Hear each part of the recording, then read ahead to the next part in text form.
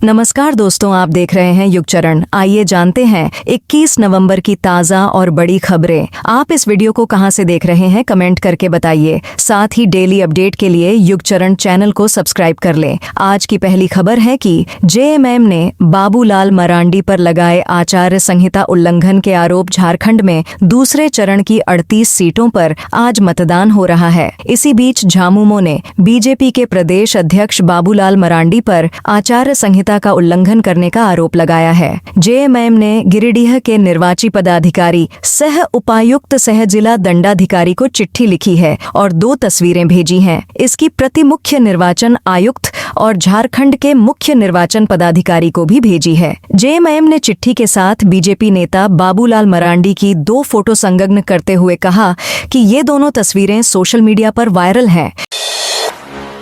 इमरान खान को तोशाखाना के दूसरे मामले में जमानत। जेल में बंद पाकिस्तान के पूर्व प्रधानमंत्री इमरान खान को तोशाखाना से जुड़े दूसरे मामले में जमानत मिल गई है। इस्लामाबाद हाईकोर्ट ने जमानत के तौर पर 10 लाख पाकिस्तानी रुपए के बॉन्ड जमा करने का आदेश दिया है। इमरान खान पिछले साल 5 अगस्त से जेल में बंद है। हालांकि जमानत मिलने के बाद इमरान को रिहा किया जाएगा या नहीं, ये अभी साफ नहीं है। पहले से जेल में बंद इमरान खान और उनकी पत्नी बुशरा बीबी को इस साल 13 जुलाई को तोशाखाना केस 2 में जेल से ही गिरफ्तार किया गया था। हालांकि पिछले महीने 24 अक्टूबर को बुशरा बीबी को इस्लामाबाद हाईकोर्ट से जमानत मिल चुकी है। इजराइल हमास जंग के बीच नेतन्याहू गाजा पहुंचे। इजराइल हमास जंग के बीच इजरायली प्रधानमंत्री बेंजामिन नेतन्याहू ने 19 नवंबर को अचानक गाजा का दौरा किया। यहां वे इजरायली सैन्य ठिकानों पर पहुंचे। रक्षा मंत्री इजराइल कार्ड्स भी उनके साथ थे। इस दौरान उन्होंने इजराइल बंधकों को सौंपने वाले को $5 मिलियन देने की भी पेशकश की। नेतन्याहू ने हमास के साथ किसी भी तरह के युद्ध विराम के प्रयासों को सिरे से नकार दिया है। उन्होंने कहा कि युद्ध खत्म होने के बाद हमास फिर कभी फिलिस्तीन पर हुकूमत नहीं करेगा।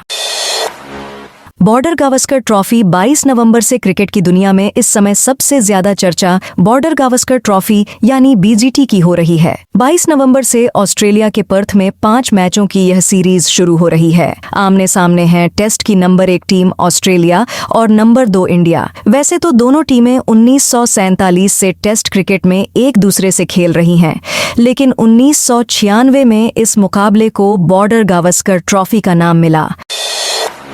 भारत ने महिला एशियन हॉकी चैंपियनशिप का फाइनल जीता।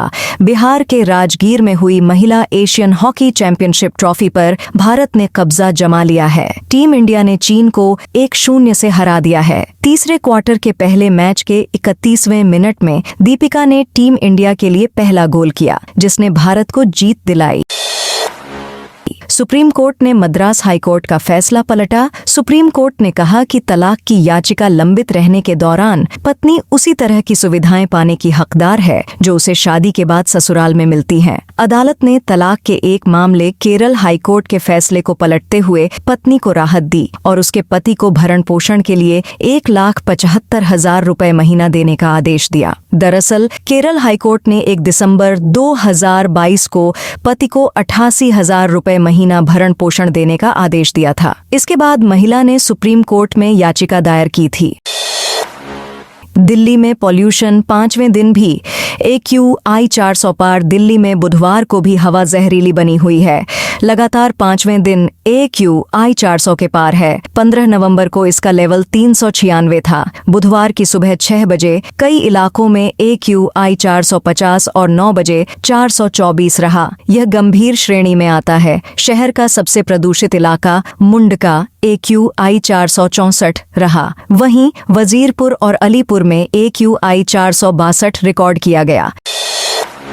पीएम मोदी और गुयाना के राष्ट्रपति के बीच द्विपक्षीय बातचीत। प्रधानमंत्री नरेंद्र मोदी 2 दिवसीय गुयाना दौरे पर है। बुधवार शाम पीएम मोदी और गुयाना के राष्ट्रपति मोहम्मद इरफान के बीच द्विपक्षीय बातचीत हुई। इस दौरान दोनों देशों के बीच कई समझौतों पर हस्ताक्षर हुए हैं। बातचीत के बाद पीएम मोदी और राष्ट्रपति इरफान ने लोगों को संबोधित भी किया। अपने संबोधन के दौरान पीएम मोदी ने गुयाना में स्वागत के लिए राष्ट्रपति इरफान का धन्यवाद दिया। पीएम मोदी ने राष्ट्रपति इरफान के बारे में बात करते हुए कहा कि उनका भारत के साथ विशेष रिश्ता है। वे भारतीय समुदाय के ब्रांड एम्बेसडर हैं। पीएम ने कहा कि वो लगभग 24 साल के बाद गुयाना की यात्रा पर आए हैं। इससे पहले वो एक आम आदमी के तौर पर निजी यात्रा के लिए गुयाना आए थे। नोकिया ने एयरटेल के साथ मल्टी बिलियन एक्सटेंशन डील की। नोकिया ने भारतीय एयरटेल से मल्टी बिलियन एक्सटेंशन डील हासिल कर ली है। इस डील के तहत नोकिया मल्टी ईयर यानी कई सालों तक भारतीय शहरों में अपने 4G और 5G इक्विपमेंट्स लगाएगी। भारतीय एयरटेल ने बुधवार 20 नवंबर को इस डील की जानकारी दी है। भारतीय एयरटेल के वाइस चेयरमैन और MD गोपाल विट्टल ने कहा कि इस डील से एयरटेल के लिए कनेक्टिविटी सॉल्यूशंस बेहतर होंगे। विट्टल ने कहा, नोकिया के साथ यह स्ट्रैटेजिक पार्टनरशिप हमारे नेटवर्क इंफ्रास्ट्रक्चर को भविष्य के लिए सुरक्षित बनाएगी।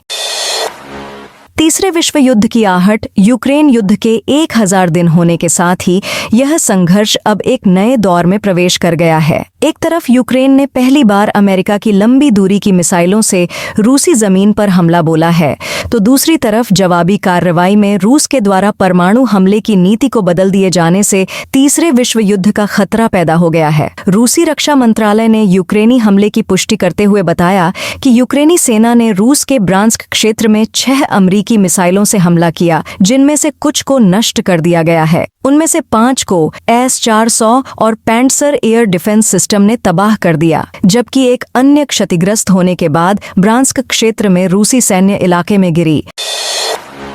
नीतीश कुमार का बड़ा ऐलान। बिहार के मुख्यमंत्री नीतीश कुमार ने बुधवार को शिक्षकों के संशय को दूर करते हुए घोषणा की कि जो नियोजित शिक्षक जहां हैं वहीं रहेंगे। उन्होंने कहा कि राज्य सरकार के द्वारा शिक्षा के क्षेत्र में पहले से कई कदम उठाए गए हैं और आज भी कई कार्य किए जा रहे हैं। मुख्यमंत्री नीतीश कुमार ने बुधवार को सक्षमता परीक्षा उत्तीर्ण 1,14,138 विशिष्ट शिक्षकों को नियुक्ति पत्र प्रदान किया। इसके अंतर्गत 98,349 प्रारंभिक शिक्षक, 12,524 माध्यमिक शिक्षक तथा 3,265 उच्च माध्यमिक शिक्षक शामिल हैं। मुख्यमंत्री ने सांकेतिक रूप से संध्या कुमारी, रजनीश कुमार, अंजलि रानी, धर्मेंद्र राम, मेदिनी बाला एवं धनेश्वर सिंह को कार्यक्रम के दौरान नियुक्ति पत्र प्रदान किया। तमिलनाडु में भारी बारिश से हाहाकार। तमिलनाडु में भारी बारिश से जनजीवन बुरी तरह प्रभावित हो गया है। बारिश की वजह से किसानों को काफी नुकसान हो रहा है। डेल्टा जिलों में भारी बारिश के कारण सांबा धान की खेती प्रभावित हुई है। इसे अक्सर राज्य का चावल का कटोरा कहा जाता है। तंजावुर, तिरुवरूर और नागपट्टिनम में पिछले कुछ दिनों से भारी बारिश हो रही है, जिससे खेत जलमग्न हो गए हैं। मंगलवार को मयिलादुथुराई के सेम्बनार कोयल में 68 मिलीमीटर बारिश दर्ज की गई, जबकि मयिलादुथुराई शहर में 51 मिलीमीटर बारिश हुई। तिरुवरूर जिले में नन्निलम में 59 मिलीमीटर बारिश दर्ज की गई, जबकि नींदमंगलम में 47.7 मिलीमीटर बारिश हुई। तो दोस्तों, यह थी आज की बड़ी खबरें। आपने अभी तक युगचरण को सब्सक्राइब नहीं किया तो कर लें।